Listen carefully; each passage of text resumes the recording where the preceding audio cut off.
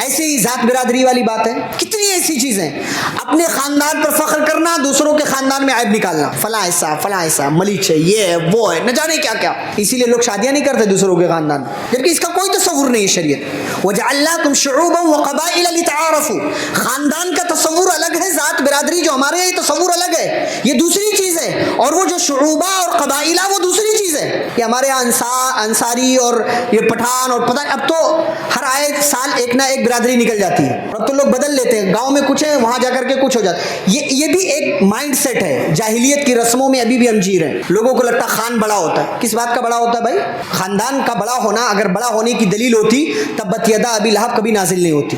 قریش کا ہے، قریش اس سے بڑا خاندان کوئی نہیں، وہ بھی اس میں بنو ہاشم کا ہے، نبی کا سگا چچا ہے. اس کے باوجود اللہ کہتا ابو لہب کے دونوں ہاتھ ٹوٹ گئے، ہلاک ہو گیا، برباد ہو گیا، وہ جہنم میں گیا. خاندان کا بڑا ہونا کسی کے بڑا ہونے کی دلیل نہیں ہے. کسی کا مالدار ہونا کسی کے بڑا ہونے کی دلیل نہیں ہے. کسی کا کسی نبی کے خاندان سے ہونا اس کے بڑا ہونے کی دلیل نہیں ہے. ورنہ نوح کا بیٹا اور نوح کی بیوی لوط علیہ السلام کی بیوی کبھی جہنم میں نہیں جاتے. نبی صلی اللہ علیہ وسلم کے چچا ابو طالب کبھی جہنم میں نہیں جاتے. 40 سال تک نبی کا سپورٹ کیا، بلکہ 42 سال تک. صرف نبی کا نہیں، بھتیجے کا نہیں، دین کا سپورٹ کیا ہے. دین کی مدد کے 10 سال تک ہر محاذ پر ڈٹے رہے. اور جب تک ابو طالب زندہ تھے مکہ والوں نے کھل کر کے نبی صلی اللہ علیہ وسلم پر حملہ نہیں کیا. یہ ان کے رہنے کا فائدہ تھا. لیکن جہنم میں تو خاندان کا بڑا ہونا، یہ ہمارے یہاں لوگ اسی رسموں میں جی رہے ہیں. ہم یہ ہیں، ہم وہ ہیں تو ہیں، آپ بڑے نہیں ہو اس کی وجہ سے. نبی صلی اللہ علیہ وسلم نے فرمایا کہ جس کا عمل اس کو پیچھے کر دے اس کا نسب نامہ اس کو آگے نہیں بڑھا سکتا. من بطأ به عمله لم يسرع به نسبه.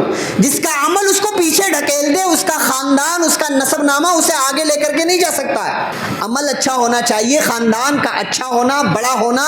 یہ آپ مکہ میں بھی رہ جائیں کوئی فائدہ نہیں ہے جب تک کہ آپ کے پاس ایمان نہ ہو، توحید کی دولت نہ ہو، سنت کی اتباع نہ ہو، نبی صلی اللہ علیہ وسلم کا طریقہ اختیار نہ کرنا ہو. ایک صحابی نے کسی کو نصیحت کرتے ہوئے کہا ان الارض المقدسۃ لا تقدس احدا انما يقدس عمله. کسی مقدس سرزمین پہ رہنے سے کوئی انسان مقدس نہیں ہو جاتا، انسان کو اس کا عمل مقدس، پاکیزہ اور اچھا بناتا ہے. تو جاہلیت کی رسمیں ہیں نا، ختم کرنا چاہیے.